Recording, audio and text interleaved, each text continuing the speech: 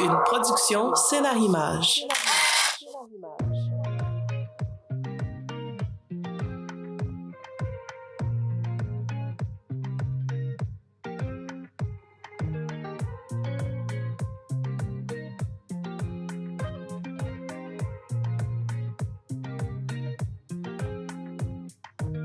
Bonjour et bienvenue au podcast Pareil, pas pareil. Je m'appelle Célina et je suis votre invitée. Donc, merci de m'inviter chez vous et surtout merci de nous écouter, peu importe où vous vous trouvez. Pour une dernière fois, nous allons pouvoir faire la pleine conscience. Donc, on commence par les 3 grandes respirations et c'est parti.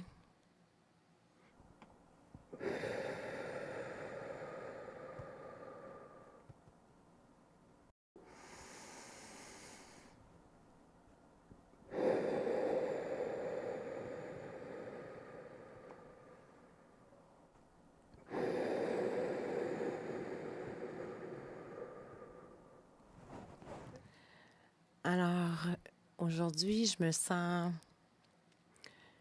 calme. Je sens la fraîcheur sur ma peau parce que c'est un peu frais dans la pièce où je me trouve. Mais sinon, j'ai un sentiment de paix intérieure, de fierté. Je suis dans la reconnaissance et encore une fois, une très belle énergie dans la pièce. Donc, je me sens vraiment bien. Je veux remercier la vie pour tout ce qu'elle a fait pour moi dans le passé et ce qu'elle sait faire encore pour moi aujourd'hui. Et ma gratitude irait à moi-même pour l'accomplissement de ce podcast, puisqu'aujourd'hui, c'est notre dernier épisode de l'émission Pareil, pas pareil. Donc aujourd'hui, le sujet, la grossesse à l'adolescence. Alors, comme à l'habitude, je vais vous donner les grandes lignes de ma vie et par la suite, nous pourrons aller rejoindre notre invité qui a beaucoup de points en commun avec moi, qui m'a été donné de connaître dernièrement et que j'apprécie beaucoup, beaucoup. Alors, pour moi, la grossesse à l'adolescence, ça a débuté. En fait, j'ai su que j'étais enceinte à 15 ans. J'ai appris que j'avais 1 mois de grossesse quand ça faisait tout juste 1 mois et demi que je fréquentais le garçon que je fréquentais à l'époque. Donc, c'était pas une très grande surprise dans la mesure où j'avais déjà des symptômes de nausées. Je sentais vraiment que, je peux pas l'expliquer, mais je sentais vraiment que c'était différent à l'intérieur de moi. Puis, je sais pas si c'est parce que j'avais des amis autour de moi qui, eux aussi, avaient eu des enfants qui faisaient qu'inconsciemment, je souhaitais avoir un enfant, mais clairement, quand j'ai été faire le test de grossesse, je savais au fond de moi que ça allait être positif.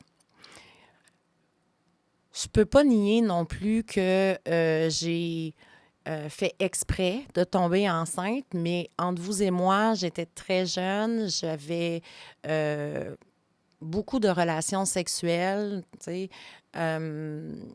On est jeune, puis on dirait que ça prend toute la place là, dans les relations. À partir du moment où tu commences à avoir des relations sexuelles, bien, c'est comme s'il faut en faire tout le temps, matin, midi, soir, 7 jours sur 7, 24 sur 24. Donc, il est clair que peu de moyens, on n'était pas à la pharmacie à s'acheter des condoms. Je prenais pas la pilule à l'époque. Et puis, ben, c'était plus les CLSC ou à l'école qui nous donnaient des condoms qui fait qu'on en avait un peu sous toute réserve, mais il y avait beaucoup de relations non protégées. Donc, ce qui devait arriver, ben, arriva et je suis tombée enceinte assez jeune. Donc, pour vous expliquer un peu comment c'est arrivé, moi, quand j'ai commencé à avoir des symptômes, j'ai décidé d'aller au CLSC pour passer le test de grossesse. Donc, la clinique jeunesse nous permettait à ce moment-là d'avoir un test de grossesse tout à fait gratuitement. Alors, c'est ce que j'ai fait pour ne pas avoir à l'acheter, évidemment, à la pharmacie. Donc, quand l'infirmière est rentrée dans la pièce, ben déjà, à son regard, là, je devinais que mon test était positif. Alors, la première chose qu'elle fait, c'est me poser une panoplie de questions en m'annonçant évidemment que le test était positif. Alors, est-ce que tu savais que tu étais enceinte? Est-ce que tu sais si tu vas le garder ou si tu as d'autres euh, options parce que tu pourrais avorter ou faire adopter? Est-ce que tu sais ce que tu veux vraiment? Est-ce que le papa est dans la vie? Est-ce que tu vas avoir de l'aide pour l'enfant? Parce que tu sais, j'étais quand même très jeune.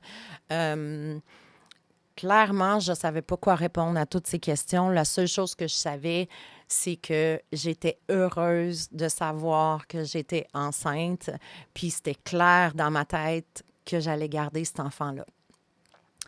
Donc, elle ne m'a pas gardée plus longtemps parce qu'elle voyait bien que je n'étais pas réceptive. Elle m'a donné un rendez-vous pour 2 semaines plus tard, puis elle m'a laissé partir.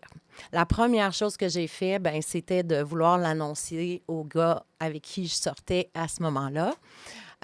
Puis je me rappellerai toujours, je l'ai rejoint dans un parc. On était assis sur des balançoires. C'est au printemps, donc il y a encore un peu de neige dans le parc, mais je suis tellement heureuse que la journée est belle. Puis tout ce que je veux, ben c'est lui annoncer en espérant évidemment que lui aussi serait content.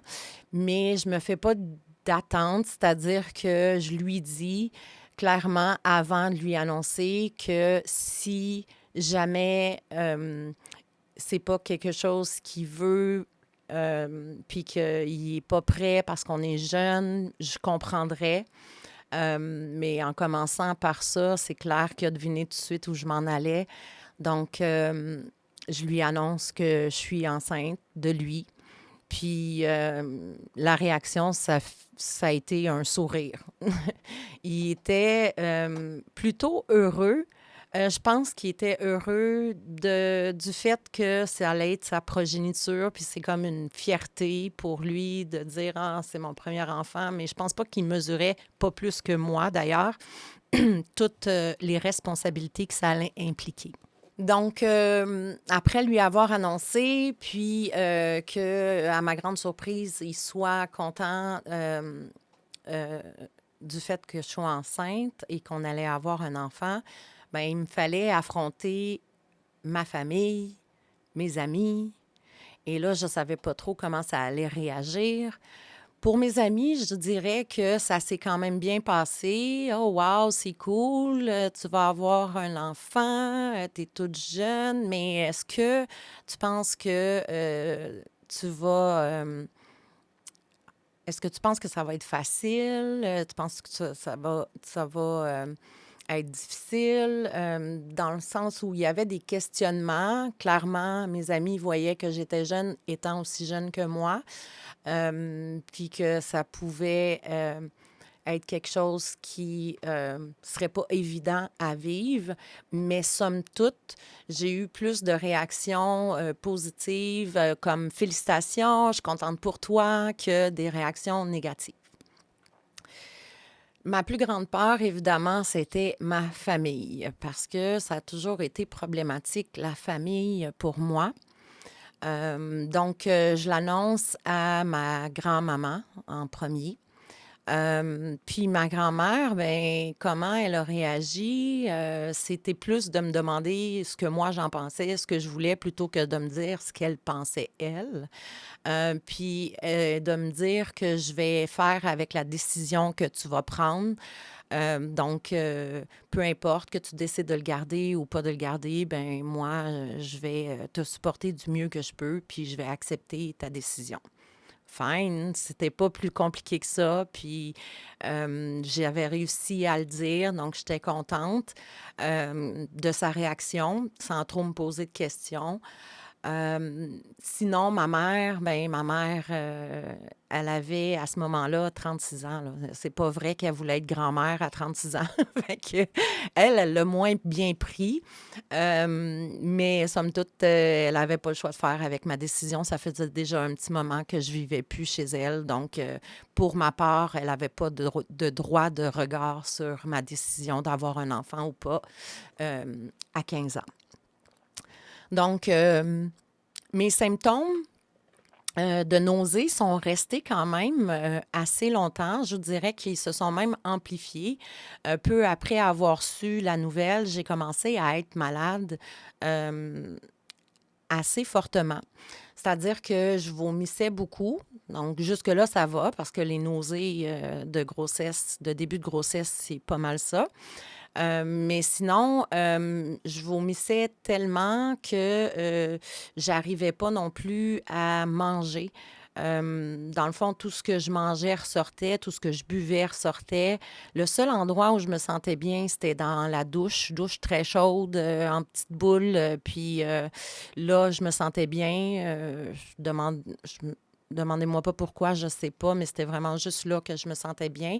Fait que je passais vraiment du lit à la douche, de la douche au lit, puis sinon, entre-temps, ben j'étais malade constamment. Fait que c'est sûr que ça l'a inquiété l'infirmière qui devait me voir là, 2 semaines plus tard.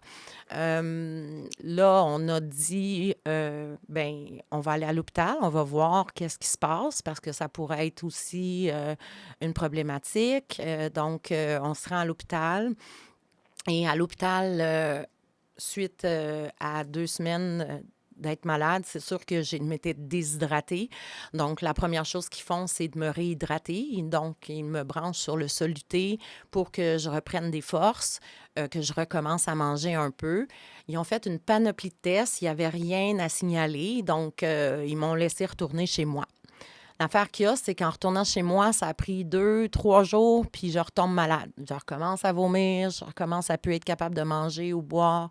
J'ai les mêmes comportements, douche, lit, puis je me redéshydrate à nouveau au bout d'à peu près 2 semaines ou 3 semaines. Donc, je retourne à l'hôpital. À l'hôpital, la première chose qu'on fait, c'est me réhydrater. Donc, encore une fois, on me branche sur le soluté, on m'amène à recommencer à manger, puis on fait d'autres tests parce qu'on se questionne. Donc, on refait des tests, puis on trouve rien, là, vraiment. Donc, clairement, on me retourne à la maison, puis, 2, 3 jours plus tard encore, je retombe malade, puis c'est le même pattern qui revient.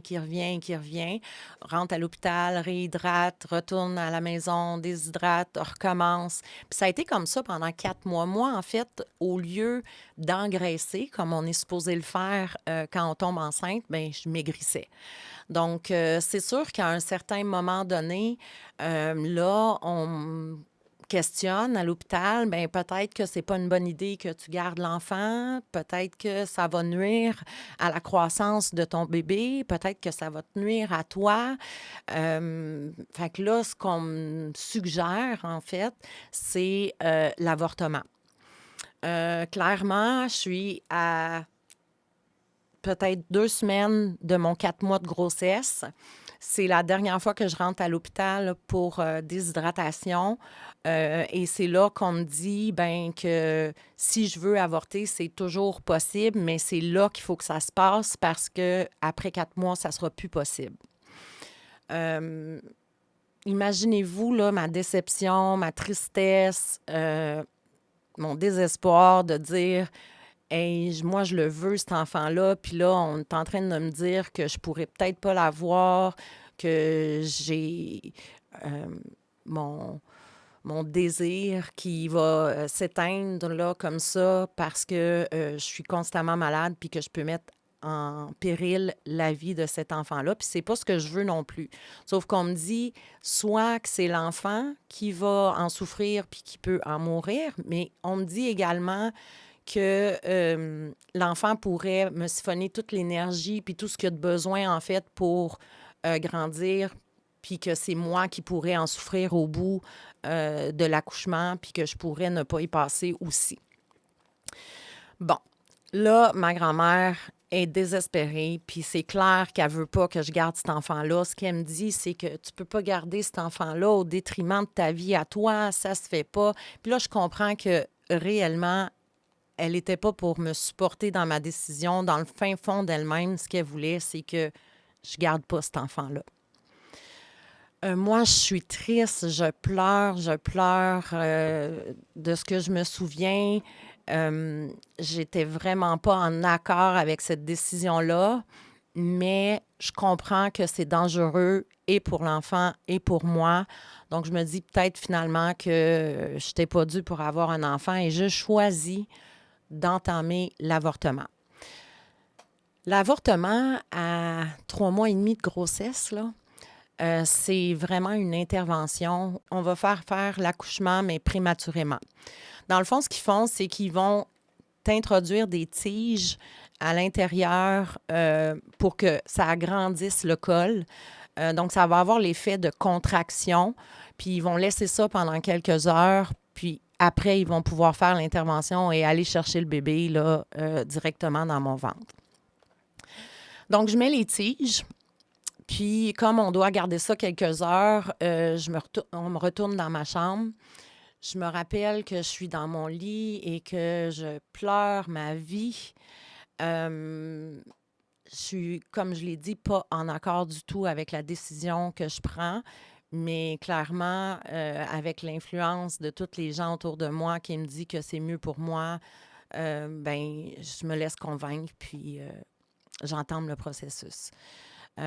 Pendant que je pleure, que je suis dans ma chambre, le téléphone sonne, puis c'est ma mère. Ma mère qui m'a donné le plus précieux conseil que j'aurais jamais eu de sa part, finalement. Ma mère qui me dit que pour une décision aussi importante, je ne devrais pas me laisser influencer et le faire pour d'autres personnes. Que je dois par moi-même prendre la décision de garder ou de ne pas garder cet enfant-là pour ne pas, évidemment, remettre la faute sur les gens qui m'ont influencé dans mon choix ou encore les tenir pour responsables de la suite des choses. J'aurais jamais été autant soulagée d'entendre ce message-là au moment où elle me l'a fait, assez que je me suis levée de mon lit, je me suis dirigée à la toilette, la salle de bain qu'il y avait dans ma chambre. Je me suis assise et j'ai retiré les tiges moi-même de mon corps. La décision était prise, j'allais garder mon enfant. Mais là, il fallait que je fasse face à la problématique. Pourquoi je tombais tout le temps malade? Moi, à ce moment-là, je vis chez ma grand-mère. Puis, vous le savez, si vous avez écouté les émissions précédentes, il y a un enjeu avec ma famille. Puis, à chaque fois que je suis dans ma famille, je me retrouve à être malade ou à le vivre mal ou à vouloir mourir ou à me faire placer. Dans tous les cas, il y a un enjeu qui fait que, au final, je suis pas bien dans ma famille. Donc, ce qu'on me suggère, parce qu'on a analysé là, tous les tests possibles, puis physiquement, il n'y avait rien qui pouvait prévoir que j'étais pas apte à recevoir ou à porter un enfant. J'avais aucune problématique physique. Donc, ce qui a été analysé par des psychologues, psychiatres, name it, ça a été que j'avais une maladie de stress. Donc, clairement, ce qu'on me dit, c'est que c'est le stress qui fait que je suis malade comme ça, puis que j'arrive pas à faire ma grossesse adéquatement. Le stress. Là, vous êtes en train de me dire que tout ça, c'est dans ma tête. Clairement, je pouvais pas accepter la solution que eux, pas la solution, mais en fait, l'hypothèse que eux avaient émise. C'était physique. J'étais vraiment malade physiquement. Donc, pourquoi ça serait juste du stress puis que ça serait psychologique? Ça ne fonctionnait pas, en tout cas pour moi, à ce moment-là. Mais je n'avais pas d'autre choix parce que là, ma travailleuse sociale, qui n'était pas vraiment en accord avec le fait que j'ai décidé de ne plus avorter, m'a emmenée à prendre une décision. C'est-à-dire que si tu veux pas avorter puis que tu veux garder le bébé, bien là, il va falloir qu'on trouve une solution. Puis pour ça, bien, il faudrait écouter les professionnels un peu. La solution qu'on avait trouvée, c'était de me sortir de mon milieu familial. Bon, pourquoi pas? Qu'est-ce que j'ai à perdre? Donc, je me retrouve dans un foyer de groupe pour mères adolescentes. Je connaissais pas ça, je savais même pas que ça existait, mais clairement, je n'étais pas la seule dans ma situation. Je me suis retrouvée dans un foyer, on était, je pense, 7, 8 filles. Il y en avait comme 2, 3 qui avaient déjà un bébé, puis toutes les autres, on était enceintes de moments différents, là. Donc, c'était 3 mois, 6 mois, 8 mois. Dans tous les cas, on était tous dans la même situation. C'est un foyer de groupe qui nous apprend à devenir autonome. En fait, on choisit d'avoir un enfant jeune, mais on ne pourra pas vivre dans le foyer de groupe éternellement. Donc, ce qu'ils font, c'est qu'ils nous évaluent, ils nous regardent aller, ils nous font avoir un budget, aller faire l'épicerie, faire à manger, se discipliner au niveau de nos tâches quotidiennes. Et puis aussi, ils nous aident à poursuivre nos études. Parce qu'on va se le dire, à ce moment-là, je suis en secondaire 4, puis je suis loin d'avoir terminé mes études. Donc, on m'inscrit à l'école pour jeunes filles mères parce que les écoles régulières n'acceptent pas d'avoir des adolescentes enceintes. En fait, ce qui se passe, c'est que ça pourrait influencer les autres jeunes à avoir des enfants, de voir une jeune fille avec une bédaine enceinte. Donc, on nous refuse l'accès à l'école régulière. Puis, chance pour moi, je suis à Montréal. Puis, à Montréal, bien, il y a une école qui s'appelle Rosalie Jeté, qui est la seule école en Amérique du Nord, la seule école du genre, en fait, en Amérique du Nord, soit dit en passant. Donc, moi, j'ai la chance d'aller à cette école-là pour finir mon secondaire. Tout va pour le mieux. Je suis capable de vivre ma grossesse. Je commence à engraisser, à avoir ma bédaine. Je suis dans un environnement sain. Je vais devenir de plus en plus autonome. Je peux espérer aller en appartement supervisé peut-être, en appartement de cours. Mais dans tous les cas, je vois de l'espoir. Puis, ben, ça va de mieux en mieux. Le papa aussi est encore dans le décor. Donc, ça se passe quand même bien pour moi. Puis, je vais à l'école, je fais mon secondaire 4. Puis, ben, j'arrive à 8 mois de grossesse. Et là, je suis prête. Je suis prête à partir en appartement. On me l'autorise. Donc, imaginez-vous, 1 mois avant d'accoucher, je m'en vais à 16 ans dans mon premier appartement. Dit comme ça, là, ça a l'air terrible, mais pour vrai, moi, je ne mesure pas l'impact des responsabilités qui vont me tomber dessus une fois que je vais être en appartement. Tout ce que je vois, c'est liberté, liberté, liberté. Enfin, je vais avoir mon chez-moi à moi, je vais avoir mon enfant, puis la vie va bien aller. Donc, je m'en vais en appartement. Évidemment, à l'école, on nous met en retrait préventif. Donc, ce mois-là, je ne vais pas à l'école parce que on ne sait jamais ce qui peut arriver. Je peux accoucher plus tôt. Dans tous les cas, on est plus fatigué. Donc, je vais vivre ma vie d'adulte à 16 ans. C'est un peu drôle à dire comme ça, mais c'est comme ça qu'on nous considère, là. Clairement, à partir du moment où tu es enceinte puis que tu portes un enfant, ben tu es considérée comme une adulte. Mais ce qui n'est pas le cas. T'sais, ça m'a pris quand même un endosseur pour me trouver un appartement, puis ça n'a pas été facile, je vous le garantis, parce que j'étais très jeune, ça fait peur aux propriétaires.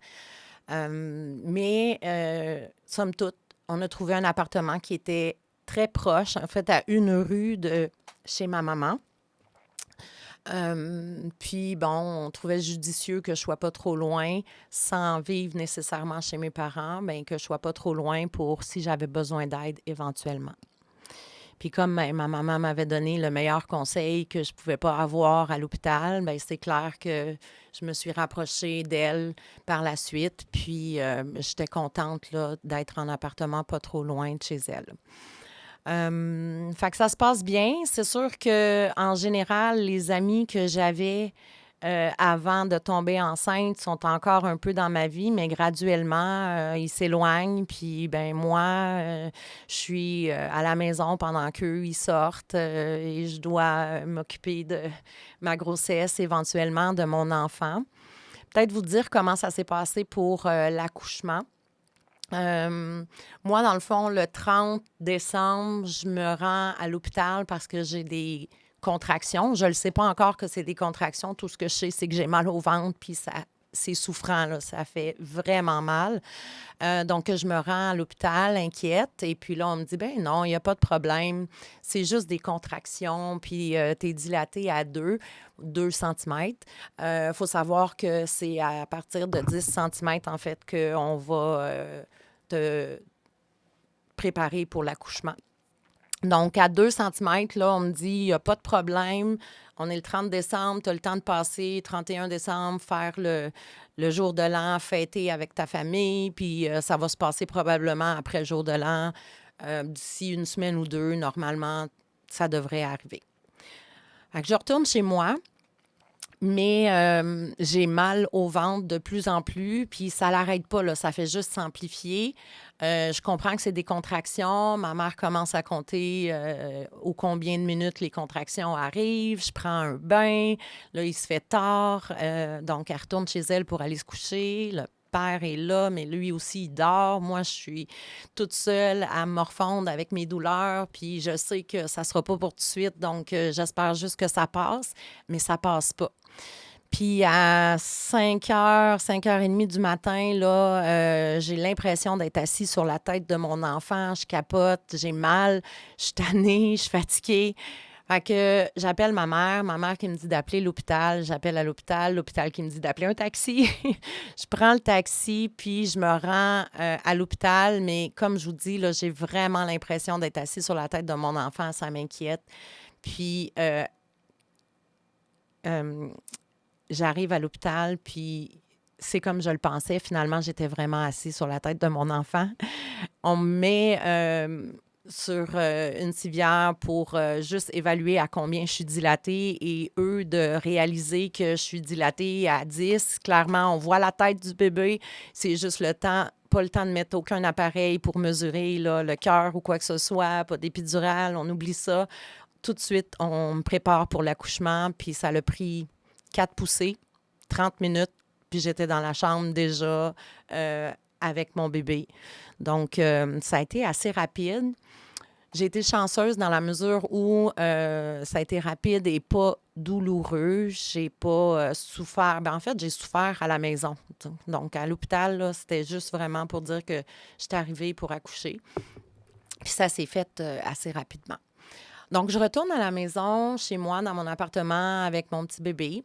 Puis, ben la vie commence, la vie de maman commence. Donc, moi, je suis obligée de refuser de sortir avec mes amis parce que moi, je suis à la maison, puis je dois changer des couches, puis je dois donner le biberon, puis j'ai pas l'énergie pour sortir, puis j'ai pas non plus envie de faire garder mon bébé qui est tout petit à ce moment-là.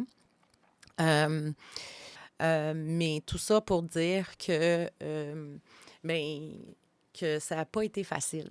La grossesse à l'adolescence, là, il y a pas... on peut pas se vendre l'idée qu'on va avoir un enfant, puis ça, c'est peu importe l'âge. On s'entend que quand c'est ton premier enfant, tu sais pas à quoi t'attendre, puis c'est beaucoup de responsabilités. Fait indépendamment de si tu as 25, 30 ans ou si tu as 15 ans, ça sera pas facile. Puis je pense que c'est important de réaliser à quel point c'est des responsabilités d'avoir un enfant. J'ai blessé mon enfant, puis c'est la pire affaire que je pouvais faire. Étant un enfant qui a été blessé à l'enfance, c'est sûr que c'est pas ce que je souhaitais pour mon enfant. Mais bien malgré moi, je pouvais pas y donner plus que ce que moi j'avais. Puis j'avais pas grand-chose à l'adolescence. Ça, je peux vous le dire. Fait que j'ai pas pu y donner grand-chose. En fait, j'ai pas pu y donner ce qu'elle aurait mérité d'avoir. Mais pas parce que je voulais pas, parce que j'étais pas en mesure de lui donner. Parce que j'avais pas mesuré toute la responsabilité que ça occasionnait d'avoir un enfant quand on est jeune. Il n'y a plus de possibilité là, de juste être libre de faire ce qu'on veut quand on veut. Là. On a un petit être qui dépend de nous. Il n'y a plus de possibilité de dire ben moi, je vais triper, puis je vais fêter, puis je vais avoir des comportements à risque. Quand tu as un enfant, c'est clair qu'à un moment donné, ben il va arriver ce qui m'est arrivé, puis tu vas perdre la garde de ton enfant. Je le souhaite pas à personne. Puis je dis pas que c'est toutes les mères adolescentes qui vont vivre ce que j'ai vécu. Ce que je dis, c'est que ça n'a pas été facile, puis que si j'aurais eu l'exemple d'une mère adolescente pour me dire, écoute, prends le temps, attends un peu d'avoir maturé, d'avoir plus de stabilité dans ta vie, d'être sûr de la personne avec qui tu veux un enfant, de prévoir d'avoir ta grossesse, en fait.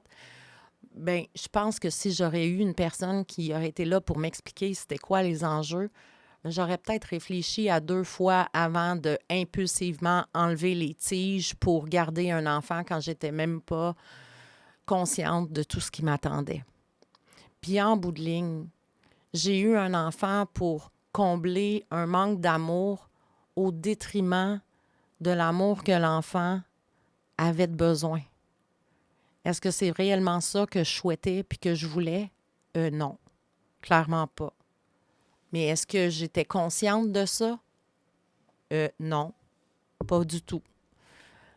Fait que moi, le message que j'aurais à passer aujourd'hui, c'est vraiment plus en lien avec le fait que c'est peut-être normal de désirer un enfant quand on est jeune. Ça veut pas dire... Puis quand je dis normal, là, c'est humain. Ça se peut que tu aies ce désir-là.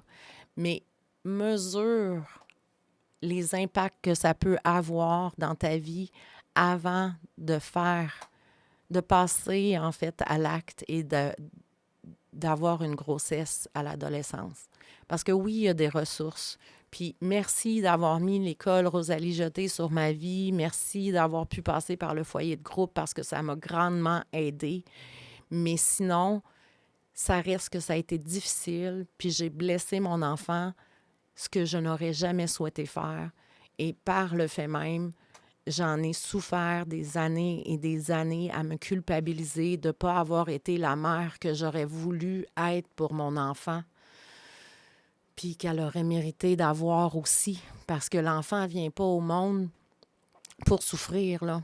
Puis j'étais la première mieux placée pour savoir que, tu sais, c'est pas ce qu'on souhaite quand on est enfant, souffrir puis de se faire trahir par notre propre famille, tu sais. Mais je l'ai fait pareil.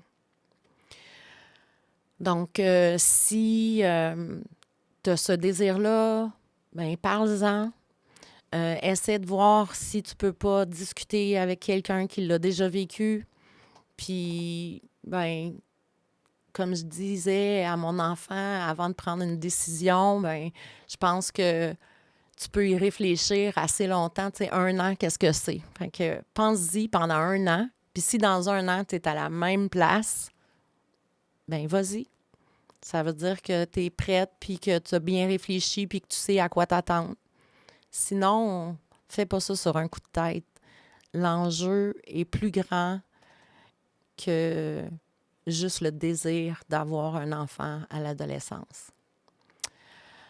Et donc, on va pouvoir poursuivre avec mon invité qui, aujourd'hui, va venir nous parler de sa propre expérience.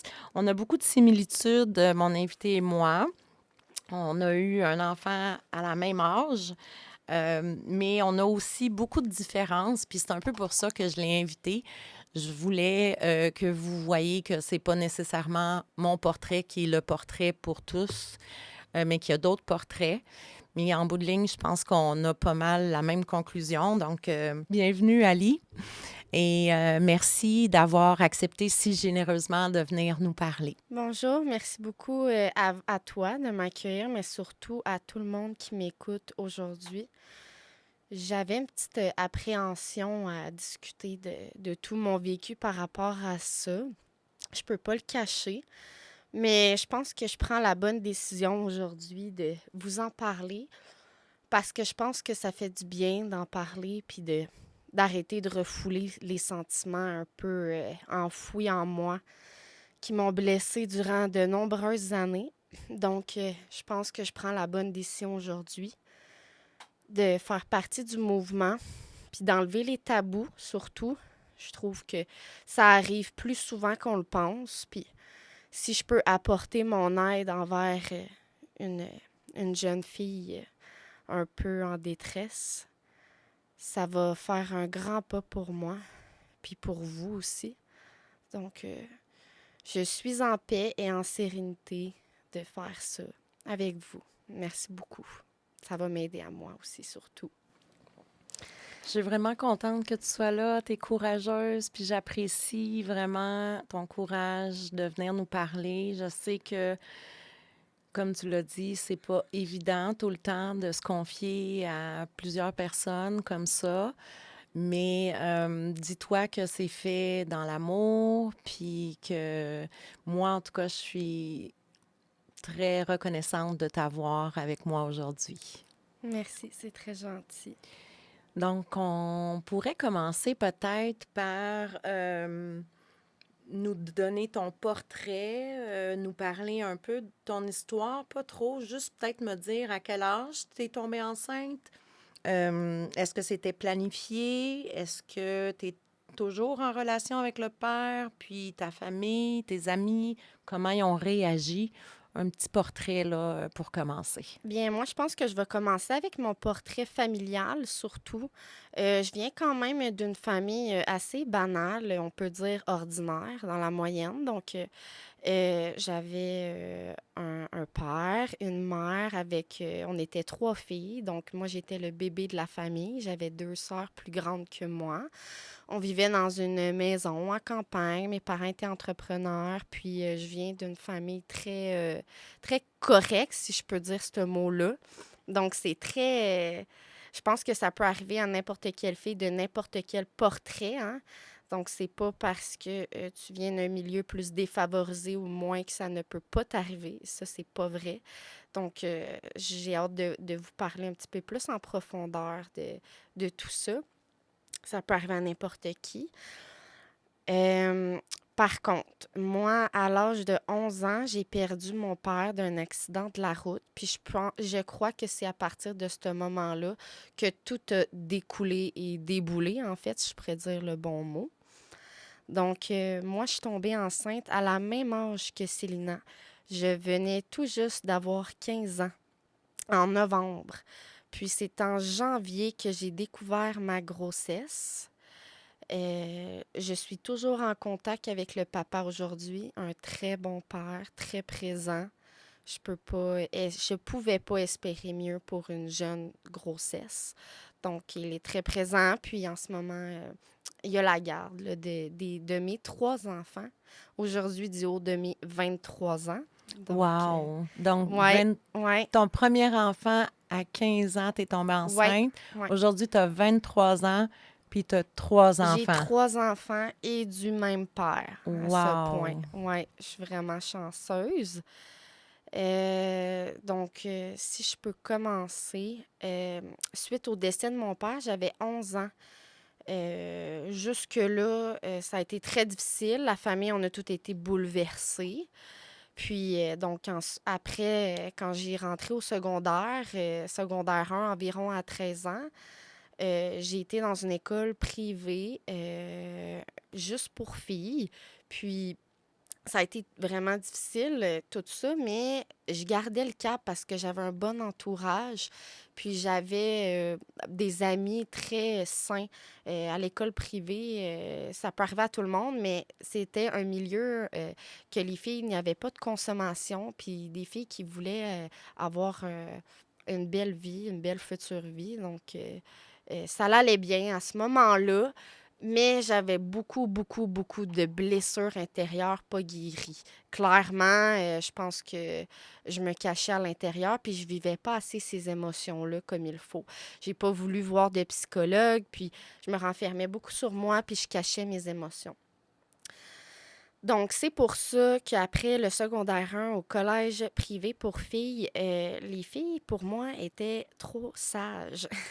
C'est quand même drôle à dire, mais je me retrouvais pas dans ce milieu-là à ma place parce que moi, je voulais refouler mes sentiments de la perte de mon père avec la consommation. J'avais l'impression qu'avec la consommation, j'allais redécouvrir ma personne blessée, redécouvrir la vie d'une autre façon pour, comme on dit tout le temps, engourdir les souffrances. Donc, j'ai changé d'école secondaire en secondaire 2.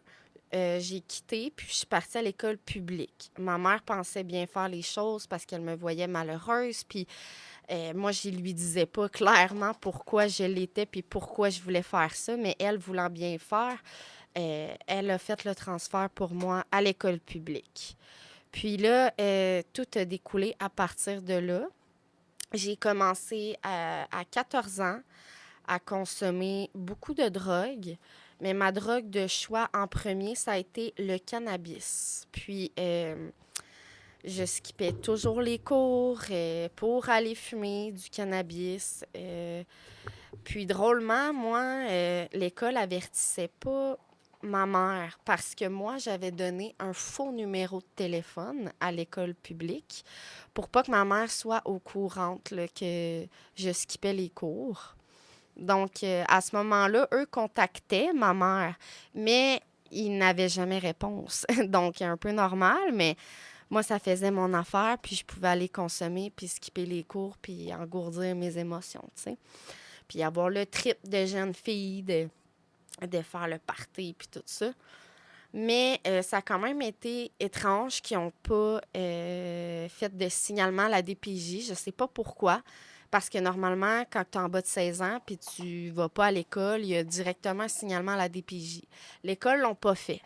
Donc, j'ai continué à consommer puis à faire toutes mes débauches. Après la consommation de cannabis, ça n'a vraiment pas pris beaucoup de temps que j'ai rentré dans la consommation des drogues un petit peu plus dures. Donc là, à ce moment-là, j'étais dans les drogues dures. J'ai vite essayé un peu de tout, que ça peut aller aux champignons magiques, de la MDMA, du speed, puis tout ça. J'ai rentré quand même beaucoup là-dedans. Puis à ce moment-là, je faisais beaucoup le party, donc beaucoup de rencontres. Puis à un moment donné, j'ai rencontré le père de mes enfants à ce moment-là. J'avais 14 ans, ouais. Lui, il avait 18 ans, donc il était beaucoup plus vieux que moi.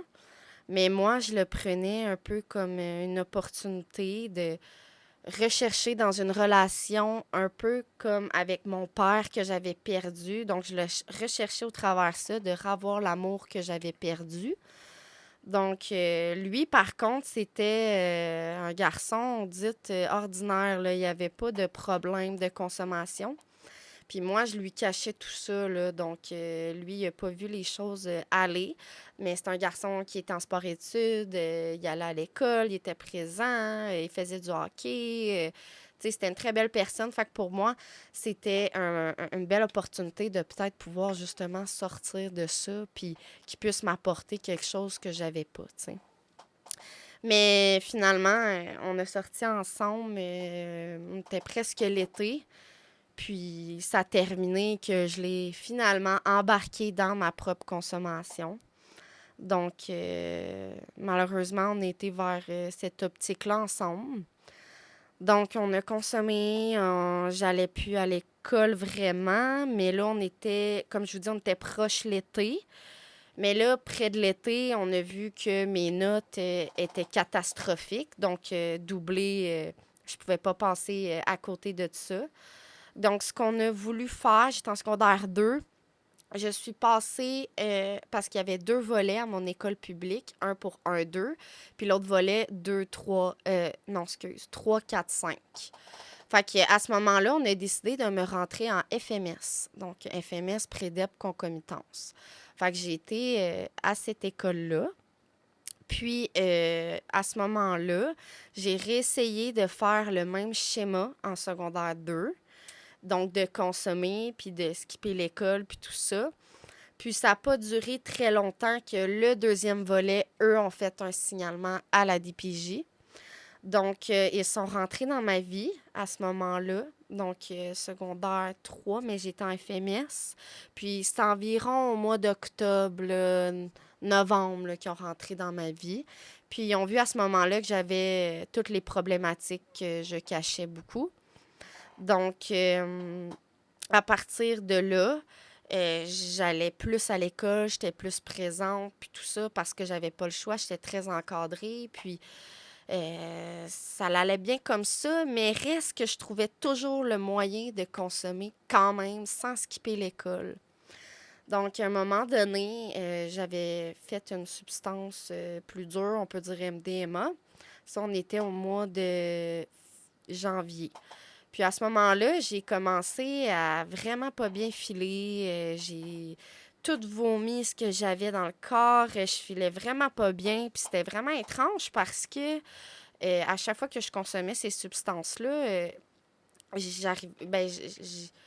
je filais super bien. Ça arrivait jamais là, que je vomissais puis tout ça. Donc c'était vraiment étrange. Mais ça a resté comme ça. Je me suis posé plus de questions, puis on a fait ça comme ça. J'ai continué quand même. Mais à un moment donné, j'étais avec le père de mes enfants dans un taxi pour me rendre au Carrefour. Puis j'ai vraiment eu un haut de cœur là, très, très étrange que j'avais jamais vécu dans ma vie. Fait que je me disais, qu'est-ce qui se passe? Mais c'est probablement la consommation. Tu sais, après plusieurs temps que tu consommes, probablement que c'est parce que ton corps te dit qu'il faut que tu arrêtes puis qu'il n'est plus capable. Mais là, à ce moment-là, quand j'allais dans le taxi avec le père de mes enfants, on est allé au Carrefour, puis moi, j'ai été rejoindre mon ami, puis on allait s'acheter de l'alcool pour boire, puis c'était une journée de semaine le soir. Puis là, moi, j'ai appelé ma mère rendue au Carrefour, ça s'appelle, c'est un centre d'achat dans ma région. Puis je lui ai dit, maman, j'ai vraiment mal au cœur, je file pas bien, je sais pas ce qui se passe, je me suis jamais sentie comme ça. Ma mère, elle me dit, on va t'acheter un test de grossesse. Moi, dans ma tête, je me dis, es-tu drôle, elle, un test de grossesse? Voyons donc que je serai enceinte, tu sais. J'ai 15 ans, je fais le party, j'ai du fun, puis je veux pas ça, clairement pas. Donc, pour moi, la grossesse à l'adolescence, c'était juste simplement impossible. Fait que ça reste comme ça. Moi puis mon ami, on va s'acheter de l'alcool, puis ma mère vient nous chercher. Évidemment, on cache l'alcool. Puis on va chez moi. Puis elle m'a acheté le test de grossesse, puis elle m'a dit, tiens, tu feras ça, puis tu m'en redonneras des nouvelles. Fait que là, moi, un peu inconsciente puis un peu insouciante, je me dis que je me fous un peu de ce test de grossesse-là, que je le ferai un petit peu plus tard parce que ça m'inquiète pas. Puis finalement, un petit peu plus tard dans la soirée, rendue chez moi, j'ai fini par faire le test de grossesse avec mon ami dans la salle de bain du sous-sol de ma maison d'enfance. Puis là, très rapidement, quand que j'ai fait le test de grossesse, j'ai regardé, puis j'ai clairement vu 2 lignes très foncées, puis j'étais morte de stress. Je l'ai montré à mon ami, puis j'ai dit, ça, c'est-tu enceinte, ça, 2 lignes? Mais inconsciemment, je le savais, mais c'était tellement le stress qui embarquait que j'ai dû poser la question, puis elle me dit oui, puis on est parti un petit peu comme à crier. Moi, je me suis mis à pleurer. Elle a dit « Chut, parle pas trop fort, tu sais, faut pas que les gens le sachent. » Puis ma soeur aînée, elle était en haut dans la maison, mais j'avais tellement de sentiments explosifs en moi que j'ai pas pu me retenir. Puis c'est comme si le ciel me tombait sur la tête là, quand j'ai vu ce test-là. Là. Il y a un gros sentiment d'amour, mais en même temps de peur, d'angoisse, puis de questionnement que je me suis mis à crier, puis à pleurer, puis à monter en haut, puis dire à ma soeur, je suis enceinte, puis tout ça. Vraiment, c'est comme si la vie déboulait 3 tonnes là, sur moi. Là. Je sais pas comment j'ai pu me sentir aussi explosive à ce moment-là, mais ça a été un sentiment très fort de plusieurs émotions en même temps. Puis moi, à ce moment-là, on dirait qu'au fond de moi, je le savais déjà que je voulais garder cet enfant-là. Donc là, quand que je montre le test à ma soeur me dit, ben non, c'est pas grave, tu vas pouvoir avorter, puis ça va être correct, ça va bien aller. Puis moi, je la regarde, puis je me dis, mais qu'est-ce que tu me dis là? Je viens d'apprendre ça, puis toi, tu me dis ça, comme si c'était banal, puis tout ça, puis qu'il n'y avait aucun questionnement à faire. Je trouvais ça un petit peu... ben, à ce moment-là, je trouvais ça effronté, mais aujourd'hui, quand je me le dis dans ma tête, je me dis... Je pense que c'est normal quand même qu'une grande sœur qui voit sa sœur de 15 ans faire un test de grossesse positif, c'est la première chose à dire. Mais moi, je l'ai vraiment pas écouté, puis je restais dans ma tête, puis je pleurais beaucoup. Puis là, le père de mon enfant, il était pas présent avec moi. Donc, moi, le réflexe, ça a été de prendre mon téléphone cellulaire, puis de l'appeler, puis de lui pitcher ça d'en face, tu sais. J'ai dit, je suis enceinte. Il répond au téléphone, c'est la première chose que je dis, puis je pleure, tu sais. Puis je sais, c'est flou un petit peu dans ma tête, mais j'ai vite raccroché. Puis le père de mon enfant, lui, ce qu'il m'a expliqué, il était chez son ami, puis lui, il a fait un gros choc de stress, là. Il faisait une crise d'hyperventilation, puis il demandait de l'eau froide, des oreillers, puis tout ça à son ami. Ça n'a pas été facile de son côté non plus. Parce que nous, il n'y avait pas le sentiment de c'est une heureuse nouvelle, tu sais, mais en même temps, au fond de moi, en tout cas à moi que je le sais, c'est que je me disais, cet enfant-là va pouvoir me donner l'amour que j'ai perdu étant jeune. Puis c'est comme si ça allait me sauver de la consommation pour moi. C'est comme un cadeau du ciel que mon père m'envoyait pour me dire ce bébé-là va te rendre la vie plus belle, puis il va t'aider à passer toutes les épreuves dans ta vie difficile, puis te ramener sur le bon chemin. Puis ta mère, elle a réagi comment? Ma mère était pas avec moi à ce moment-là, puis c'est ma soeur qui l'a téléphoné, puis elle a beaucoup pleuré quand elle a su la nouvelle. Puis ça a été plus tard dans la soirée que je l'ai vue. Mais elle était toute dans un état de choc puis tout ça, mais elle n'a pas eu la réaction comme ma soeur de me dire tout de suite « Ah, tu dois avorter, tu dois faire ça, fais ça comme ça. » Elle s'est simplement assise avec moi dans la cuisine, puis elle m'a dit « Sache que je vais toujours être là pour toi. Peu importe la décision que tu vas prendre, je vais être là pour toi. C'est sûr que moi, je te recommande pas d'avoir un enfant aussi jeune comme moi, parce que ma mère elle-même, elle a eu ma soeur à l'âge de 17 ans. Donc, elle savait un peu l'enjeu dans quoi je m'embarquais, mais elle disait, je te forcerai jamais à avorter parce que ça me tente pas que dans plusieurs années, ça te fasse des répercussions, puis que tu me reviennes me voir, puis tu me dises que c'est de ta faute, puis que tu as des regrets, puis mettre ça sur moi, dans le fond, sur la tête de ma mère. Donc, elle a été très rationnelle face à ça, puis elle a quand même été calme, elle n'était pas en moment de crise, puis tout ça, mais elle avait beaucoup de peine. Mais je crois qu'en ayant vécu cet épisode-là, elle aussi dans sa vie, elle, au contraire, s'en est très bien sortie. Hein, j'avais une famille d'entrepreneurs puis tout ça, mais ça n'a vraiment pas été facile. Puis elle me l'a dit dès le départ, ça va être beaucoup de bouchées doubles, beaucoup de travail. Ça va être pas facile, hein, comme Célina disait tout à l'heure, là, c'est pas facile pour personne. Puis tes amis autour de toi? Mes amis autour de moi, j'avais perdu mes amis du collège privé pour filles, évidemment, parce que je les ai tous abandonnés. Puis dans le milieu de consommation que j'étais, j'avais pas beaucoup d'amis nécessairement à l'école publique parce que j'en avais peut-être une ou deux là, qu'on consommait beaucoup ensemble. Eux, leur réaction, ils ont été là pour moi, puis tout ça, mais ils se sont pas dit que c'était une bonne nouvelle, là. Moi, clairement, ils me l'ont dit tout de suite que c'était préférable d'avorter, puis tout ça, que c'était pas le bon moment pour moi, mais que peu importe, ils seraient là pour moi. Fait que je les ai pas perdus totalement, mais je pense qu'il y en a une qui est restée dans ma vie. L'autre et les autres superficielles sont disparues assez rapidement parce qu'on n'a pas la même vie. quand tu t'occupes de couches, puis de lait, puis d'un enfant, puis l'autre vit sur le party, puis tout ça, on n'a pas la même game de vie. Fait que clairement, je les ai perdus. Il y en a une que j'ai gardée au travers de tout ça. Mais c'était peut-être pas nécessairement non plus la bonne personne que j'ai pu garder pour moi. Mais bon, Là, fait que c'est t'as comme ça. un enfant à 16 ans. Le deuxième, tu l'as eu à quel âge? Je l'ai eu à 20 ans, Puis le troisième? à 22 ans. 22 ans. Puis est-ce que tu dirais que ta vie de maman s'est déroulée comme tu le croyais? Non, pas du tout. J'aurais cru que... Je le savais que j'aurais des bouchées doubles à faire puis tout ça, mais j'aurais pas cru qu'il y aurait eu autant d'enjeux puis de difficultés. Je me croyais plus forte que qu'est-ce que j'avais l'air.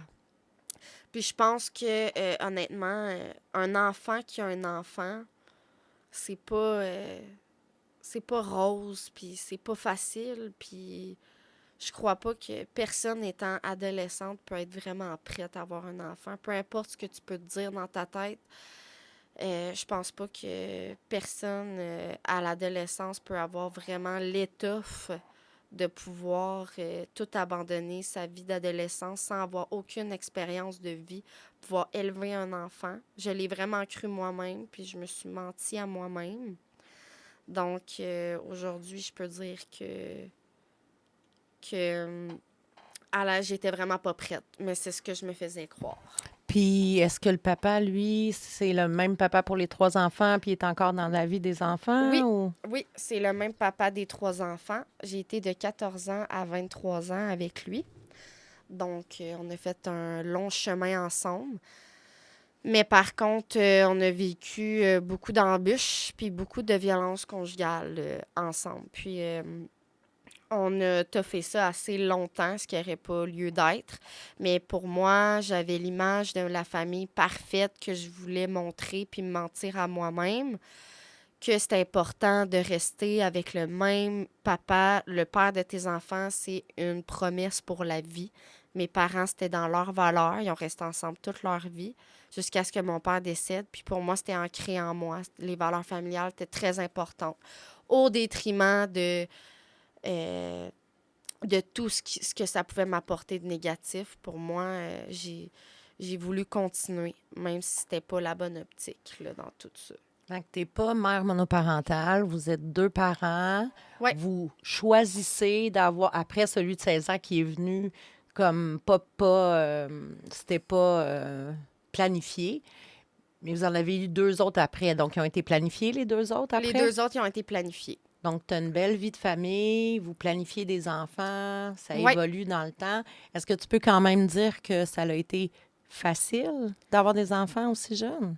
Non, ça n'a vraiment pas été facile, surtout celui de l'adolescence à 15 ans, là, de mon premier petit garçon qui a aujourd'hui 7 ans.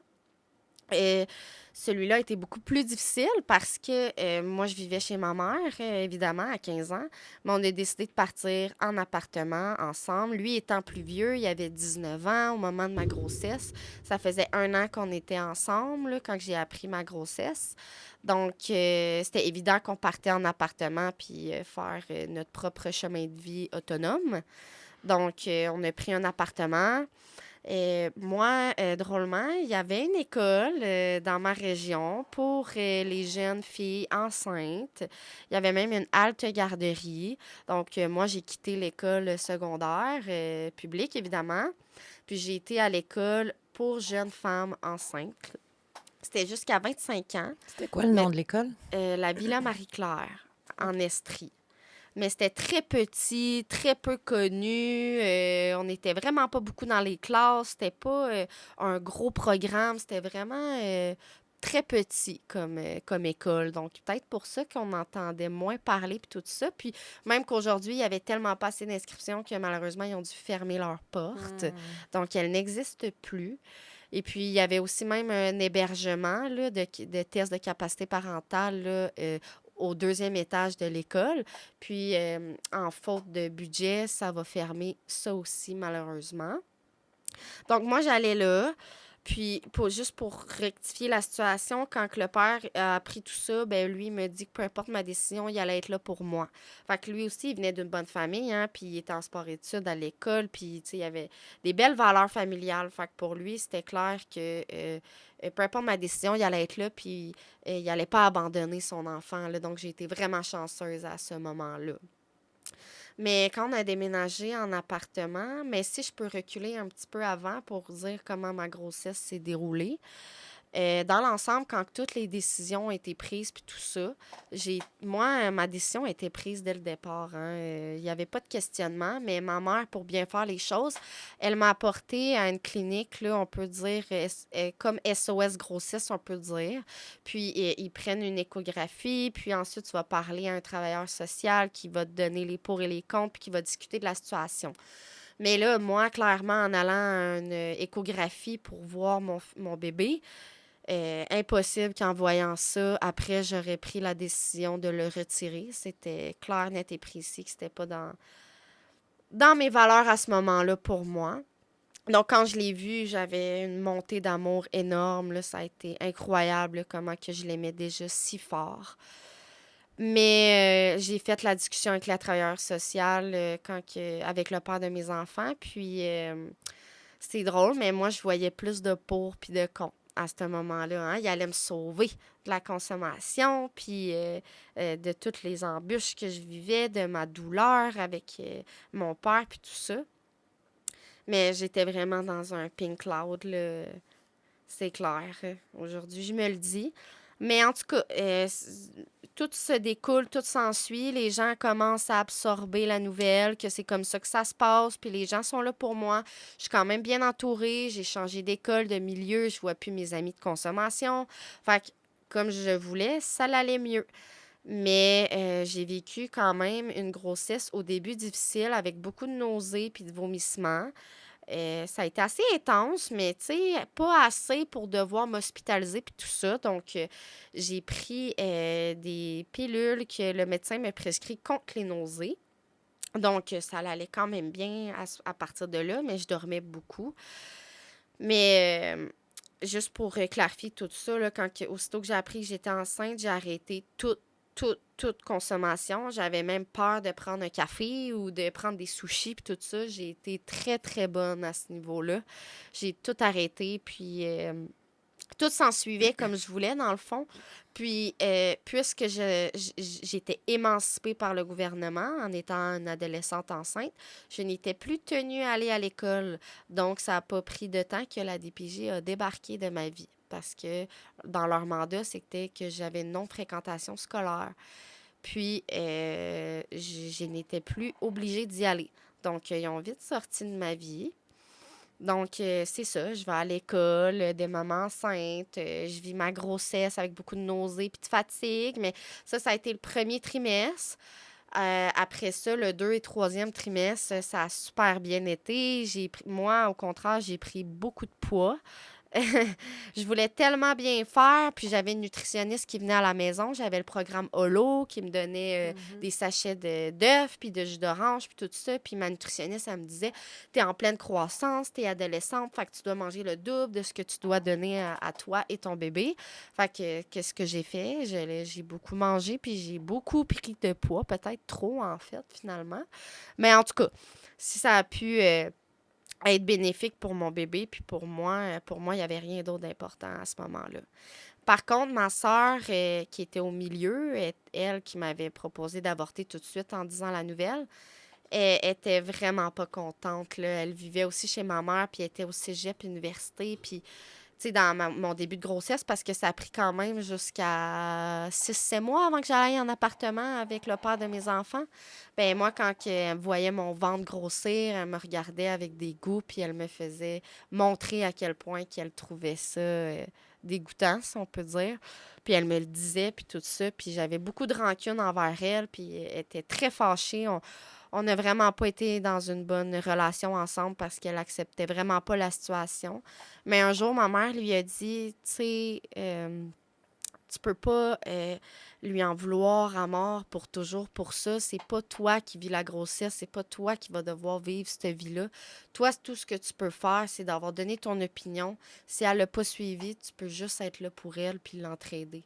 Sinon, elle va tomber avec toi. Si tu la fais tomber avec tes commentaires puis tout ça, elle vivra juste pas bien avec ça, puis ça va pas l'aider au final, là.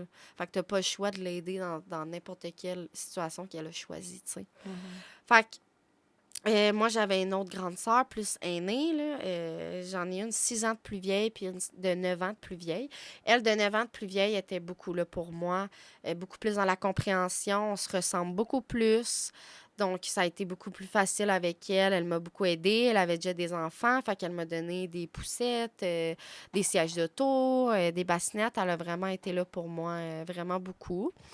Puis, c'est ça, quand j'ai déménagé en appartement avec le père de mes enfants, je continuais d'aller à l'école de mère enceinte. Puis, lui, il commençait à travailler dans une épicerie en même temps de faire des études.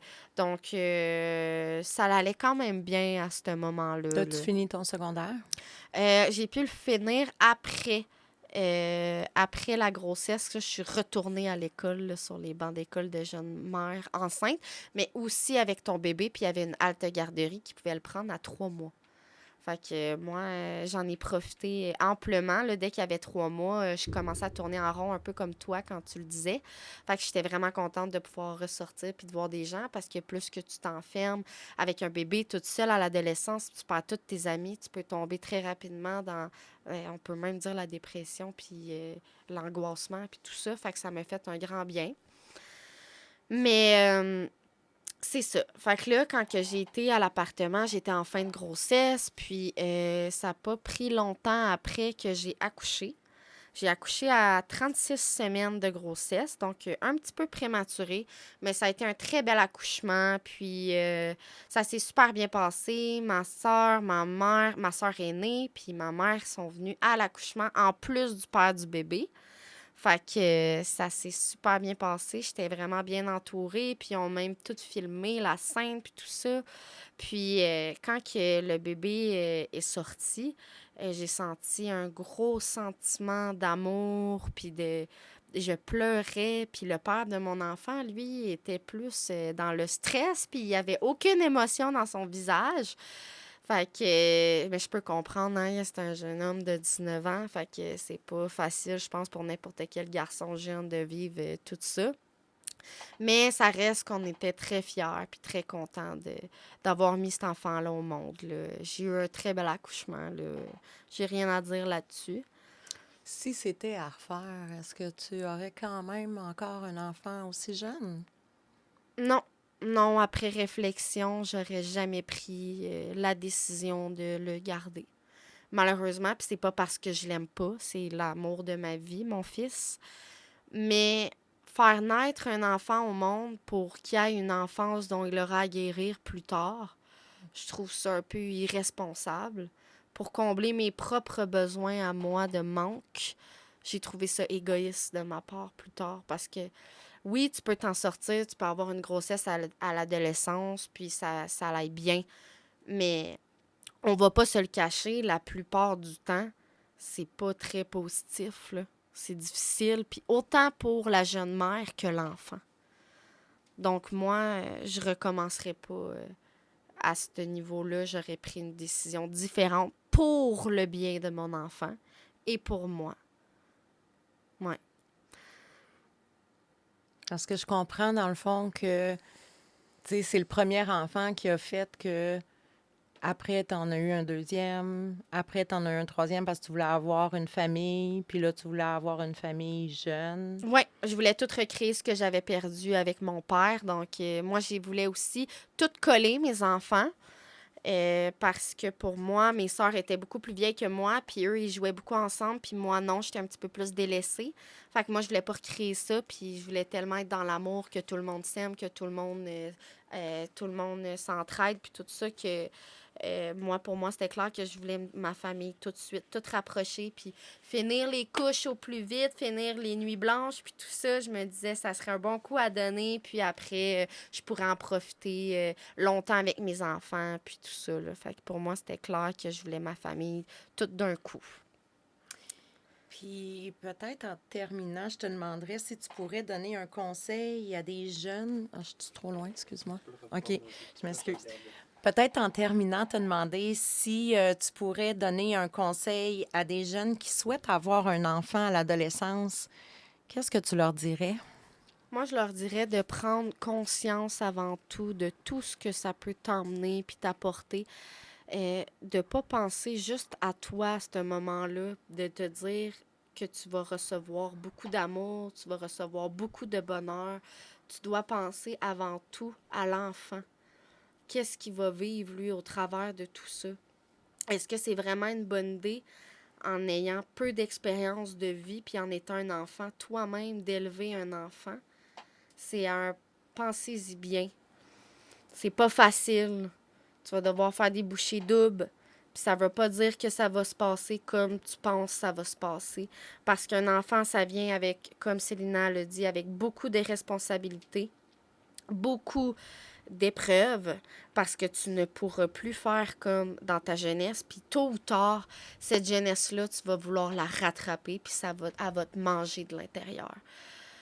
Donc, pour moi, je vous conseillerais de vous entourer des bonnes personnes, de prendre la peine d'en discuter, puis d'appeler. Il y a beaucoup de ressources, SOS Grossesse, les CLSC, les cliniques, d'aller voir aussi des témoignages de mères jeunes enceintes, comme moi en ce moment, et Célina, qu'on vous explique. Tout ce que ça peut emmener, puis... aller, mais je sais que moi, à ce moment-là, j'aurais eu beaucoup de difficultés à écouter ce message-là, mais s'il vous plaît, pensez-y vraiment. Est-ce que c'est vraiment une bonne décision? C'est-tu vraiment ce qu'il te faut à ce moment-là? Parce que là, comme on peut dire dans d'autres dictons, tu utilises une solution permanente à un problème temporaire. Wow! Merci beaucoup, Ali, d'être venue partager ton vécu puis ton expérience avec nous. Je pense sincèrement qu'à nous deux, on va pouvoir inspirer puis aider beaucoup de jeunes filles qui, peut-être, ont effleuré l'idée d'avoir un enfant à l'âge adolescent. Je te remercie pour ton partage. J'apprécie vraiment que tu aies pris le temps de venir nous parler aujourd'hui. Mais merci beaucoup à vous, ça m'a fait vraiment du bien, puis je repars en paix avec ma décision de vous avoir confié un petit bout de ma vie, espérant que ça puisse aider plusieurs jeunes filles dans le mouvement. Je suis certaine de ça. Merci beaucoup. Alors voilà, c'est déjà la fin de mon podcast Pareil, pas pareil. Aujourd'hui, en terminant, j'aimerais vous dire à quel point je vous suis très reconnaissante que vous m'ayez permis de me réaliser à travers vous. Je vous dis également un gros merci d'avoir été là tout au long du chemin. Et j'ose même espérer que mon histoire vous a touché de quelque façon que ce soit. Comme vous le savez, je n'en suis qu'à mes débuts au niveau des podcasts. J'ai aussi réalisé un autre podcast qui s'intitule 28 jours, pas pareil, que vous pouvez retrouver sur les mêmes plateformes que celles que vous avez utilisées pour écouter le podcast Pareil, pas pareil. C'est l'histoire de mon cheminement à travers 28 jours dans une thérapie fermée. J'ai besoin de vous pour m'améliorer. Et donc, ça serait vraiment important que vous me laissiez de bons commentaires, que vous notiez les épisodes que vous avez écoutés, que vous likez ou que vous me suivez sur mes réseaux sociaux de Pareil, pas pareil. Évidemment, je vous laisse les liens au bas de cet épisode et je vous remercie de prendre le temps de me laisser savoir comment vous avez apprécié mes podcasts. J'ai bien envie de faire une saison 2 et croyez-moi, mes embûches ne font que commencer. Pour vous donner un petit aperçu ou un avant-goût, je vous nomme les titres des prochains épisodes si jamais je vais de l'avant avec une saison 2. Alors, il y aurait la DPJ à l'âge adulte, la danse érotique, l'enfer de la drogue, sortir la tête de l'eau, l'évaluation psychiatrique, être toxicomane fonctionnel, le fameux mal de vivre et, en terminant, mon rétablissement. Donc, si vous voulez une saison 2, bien, il n'en tient qu'à vous. J'espère vraiment que vous avez apprécié et je vous dis au plaisir de vous revoir. Sur ce, je vous souhaite que du gros bonheur.